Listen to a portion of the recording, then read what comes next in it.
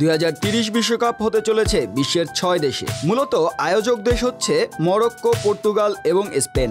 এছাড়াও বিশ্বকাপের শতবর্ষ উপলক্ষে দক্ষিণ আমেরিকার 3 দেশ উরুগুয়ে, আর্জেন্টিনা এবং প্যারাগুয়েতে হবে বিশেষ 3টি ম্যাচ। 2034 বিশ্বকাপের ব্যাপারেও জানিয়েছে ফিফা। 34 বিশ্বকাপের আয়োজক দেশ হচ্ছে সৌদি আরব। 11 ডিসেম্বর বিশেষ ভার্চুয়াল কংগ্রেস থেকে এসব তথ্য জানায় ফিফা বস জিয়ান্নি ইনফান্তিনো। 2030 বিশ্বকাপ নিয়ে ইনফান্তিনো বলেন, আমরা ফুটবলকে আরও বেশি দেশে পৌঁছে দিচ্ছি। দল সংখ্যা বাড়লেও মানের কোনো কমতি হয়নি, বরং এটি সুযোগ বৃদ্ধি করেছে।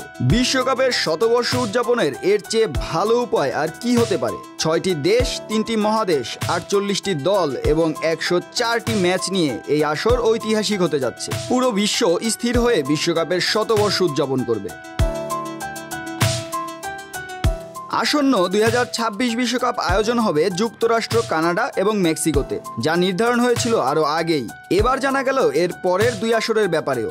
বিশ্বকাপের উন্মাদনা অনুযায়ী আয়োজক দেশগুলো যেন প্রস্তুতি নিতে পারে আগে থেকেই। সে কারণে ফিফা কয়েক বছর আগেই জানিয়ে দেন আয়োজক দেশের ব্যাপারে।